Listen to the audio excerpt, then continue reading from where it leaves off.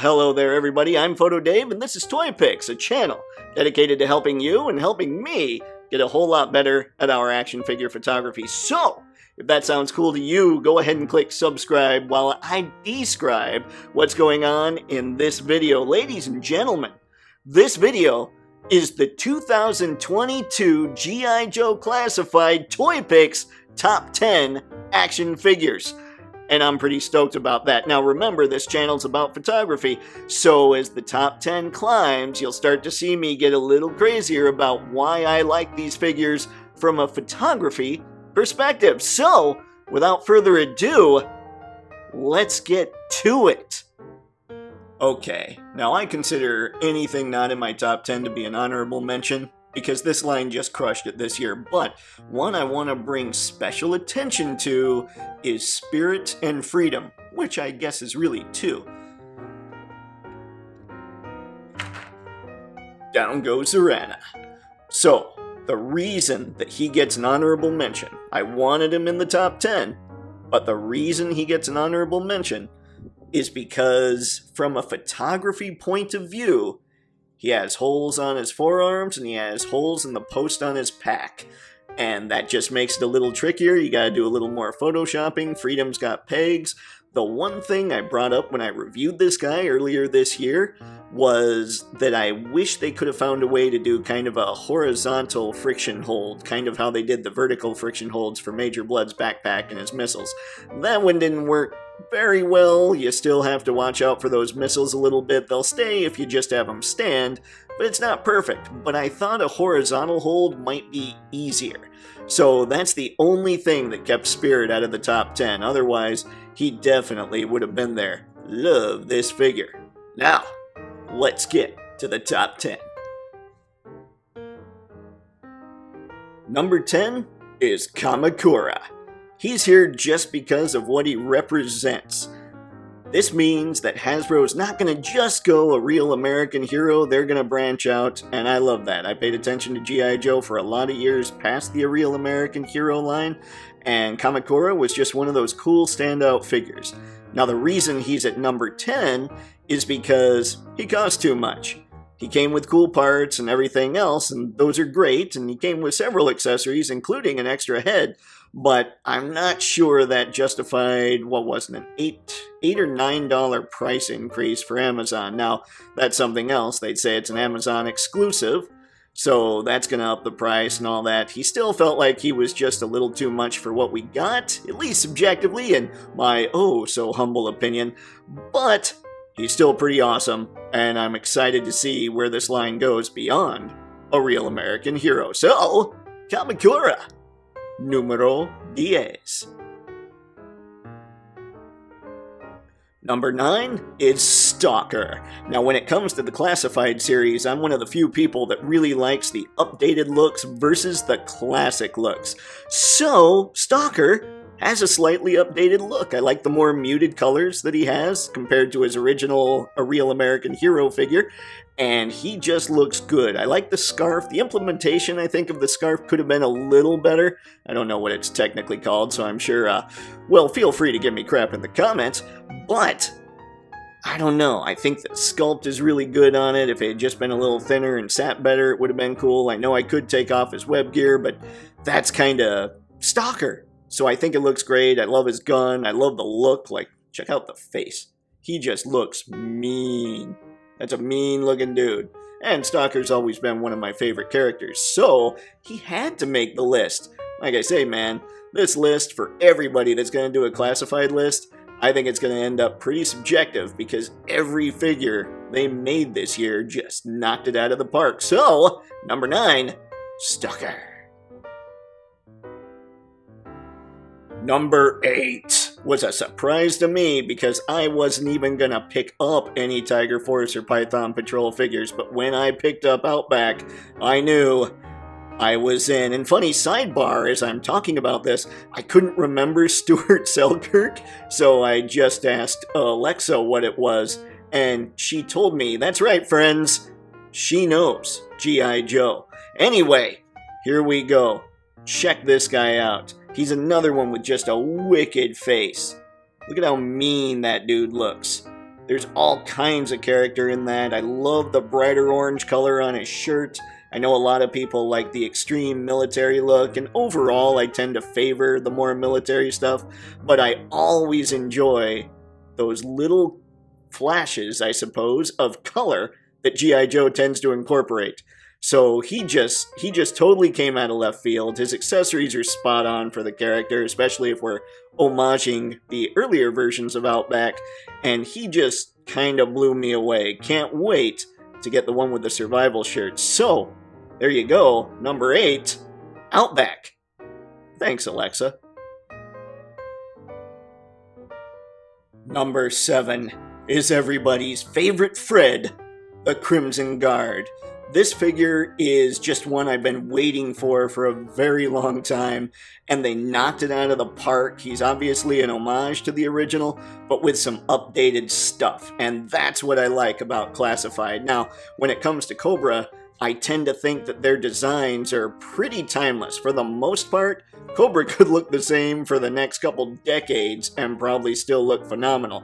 Joe needs some updates, but Cobra looks good. But this Crimson Guard, with just a few tweaks, is better than I could have hoped for. I'm gonna need to load up on a few more of these. I only have 2 of them so far, but hey, he's in the class of 85, which is my favorite G.I. Joe year, and he's probably, aside from maybe the Cobra Trooper, but maybe not, my favorite Cobra Army Builder. Yeah, gonna need more of this guy. Love the sword, love the scabbard, love the gun, love the look. I've always liked the toy design a little more than the cartoon design, and one of the big differences between this and the retro one is going to be the red backpack. I don't care, the black backpack makes this figure even cooler. He's crazy, he's nuts, he's pretty awesome. So, there you go, folks. Number 7, the Crimson Guard. In at number 6 is good old Tommy Arashikage. Look at that thing. That's exactly what we all wanted out of Storm Shadow. Now, there are a lot of people that are going to get the retro version who want basically the 3 3/4 version, just totally upscaled to 6-inch. Like I said, not really my thing. I love just the couple nods, the subtle updates of this thing. This is the perfect foil for the Hasbro Pulse Snake Eyes that I have, that I still pretty much consider the perfect Snake Eyes and one of the top figures of the line. But yeah, man, I mean, it's really hard to be objective about this line when so many of them are so good. I mean, look at this guy. I don't even know what to say. There's no actual critiquing I'm doing here. All these figures are great, and this is just another one. So, there you go. Storm Shadow, number 6. At the risk of potentially cheesy self-promotion, we're going to take a quick break from the top 10 list, and I'm going to tell you a little something about something I have worked out with Entertainment Earth. I have a link in the video description below. It's the one where Toypixx is in the URL. If you click that link, you will get 10% off any in-stock items at Entertainment Earth, and if you spend $39 or more in the order, you'll also get free shipping. So 10% off automatically, $39 or more, free shipping. I think it's a decent deal. It is an affiliate link, so I will get a commission from the sale, just as I would with Amazon affiliate links, which will also be in the video description. All that good stuff for all the figures you see in this video. But hey, I'm gonna need those commissions because how else do you expect me to build up my Crimson Guard army? Plus, when it comes to at least the Entertainment Earth stuff, I'm hoping you guys can save a substantial amount of money on your own collection. So, that's it for the shameless self-promotion. Let's get back to the top 10 list. Number 5 is the very first G.I. Joe classified figure they made that I consider complete. That is the Cobra Bat. Now, here's why I consider him complete. Comes with a couple head options, comes with a whole lot of hand attachments, but whereas with most G.I. Joe classified figures, they don't have a bunch of additional hands to make them what I consider complete, this Bat doesn't really need those hands. He goes up against a figure, like a Joe comes in, he can just leave his hand like this and go, boom, just bonk him on the head and he wins. So, considering everything he does come with, he comes with 3 attachments for his hands, he comes with a pistol, he comes with, like I said, another head, he comes with a couple covers for his chest. This guy is actually a complete G.I. Joe classified figure. Love him because of that. And he's just a really menacing robot with a crazy look to him. He can do this, which just gives him a little extra terror when you're looking at him. You're like, oh, this robot has expression. He doesn't really, but now he's going to kill me. This is, well, just an awesome, awesome figure. Number 4 are Croc Master and Fiona. This was the first set that showed off that Hasbro wasn't afraid to get a little more outlandish with its designs, with kind of its homages. Homage. I guess homage. Yeah, I looked up the word. It's homage. Very strange. I like homage better. Makes me sound fancy. Anyway, Croc Master. Very, very cool. Very awesome update. I can't take anything away from him, but I will say the real star of the show, for me anyway, is Fiona. I just absolutely love how this Croc moves, how it works, the detail on it. It is probably my favorite current classified animal. This thing is just vicious, she's mean, and yet she's Fiona with 2 baby Crocs, so she's also somewhat adorable. So you don't mess with Fiona, especially if the kids are around, and especially if Croc Master's around. But the reason that I think this took such a high spot on my list is because of just all the craziness that went on with Fiona, and because it showed that Croc Master is one of those figures that's outlandish, and Hasbro's not afraid to tackle that. And this pair just makes me really stoked to see what they're going to do in the future. Coming in at number 3 is Lady Z, yes, friend Zarana. The reason I'm a big fan of this, we're starting to get into more things that I think of make these things objectively better figures instead of subjectively because I like the figure or whatever, because I like the character, is her articulation scheme is exactly what I want in G.I. Joe. The only thing that hinders it is the shirt's a little bit of an overlay, so you don't get a whole lot of anything at the diaphragm. But the waist is great. She moves there's just all kinds of crazy movement you can get with her back there. I wish she could move a little more forward, but like I say, because of this overlay, it stops it from being able to do that. Still, the articulation is there, and one thing I really love about her is where Lady J had a hard time making it so her legs could just be straight down, Zarana can do that. Zarana is just really good engineering, and I'm a big fan of this and can't wait to see what goes on, particularly with the female figures going forward because they're able to do this. And honestly, I would like to see this articulation scheme on more of the guys. And, speaking of, number 2 for me is Serpentor, and yeah, his air chariot's pretty awesome. I love Bucephalus, who is the snake, the cobra. Now, the reason I called him Bucephalus is Lenny had brought up that somebody on the team had mentioned Alexander the Great's horse for naming the snake after that, and the horse's name was Bucephalus, so I figure that's kind of what they were going for. Anyway, very cool snake, but Serpentor is where this thing really shines. And what I love about Serpentor is the articulation. You don't have this ugly cut here, and he still gets a massive amount of range. The tolerances are so good. Look at that.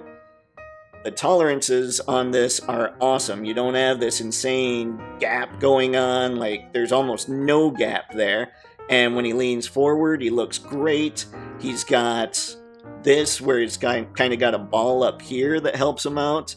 He's got all kinds of just ridiculous movement capabilities in the torso that other figures just don't have. And that's something that I hugely appreciate, especially as a photographer, because when messing with this guy, I can make him look a whole lot more realistic. And the pose I have him in just reminds me of the happy times I had watching G.I. Joe the movie thinking, yes, they finally got rid of Duke! Sadly, that wasn't the case. Listen up, maggots, because this is your #1 G.I. Joe classified figure of 2023. Clearly I need to work on my Sarge impression, but you're wondering, what the crap, man? Why does Sarge get #1 over Serpentor? And if you've been watching the channel for any length of time, you might have a guess. One of the things that I love as a photographer are all kinds of options, all kinds of heads, and something that gives even just as much, if not more expression, all kinds of hands. And Sergeant Slaughter comes with all kinds of hands. This figure here competes with lines like Mafex because he is so photogenic.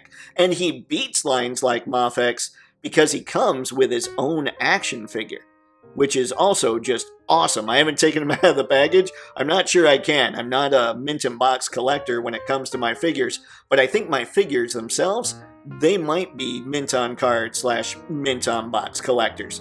Anyway, that's what made Sarge stand out, is all the hands. That's what put him at #1. Plus, he just looks mean. He looks great. He looks incredible. I can't wait, and I'm really hoping, I'm sure we're going to get a Mad Marauders version of this figure, but I'm really hoping what we get also in the future is kind of an updated look for this 80s version of the Sarge, because I think if you bring him more into the 2000s, he's just going to look mean, and he's going to be somebody Cobra just looks at, and even the bats are like, yeah, we're going to go get our oil changed.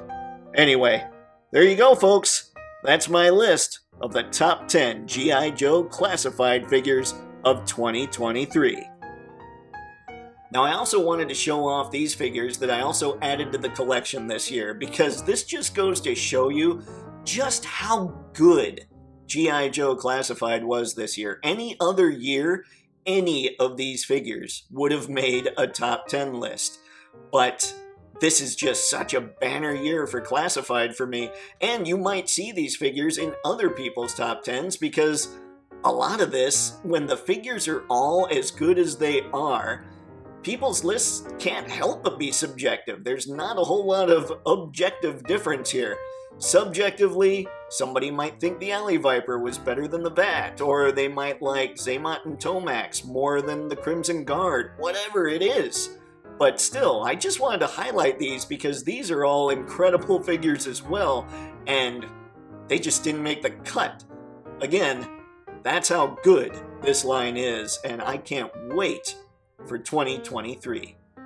And folks, that was my G.I. Joe Classified Top 10 list of 2022. Really stoked about this line, really excited to see where it's going to go in the future. Whew!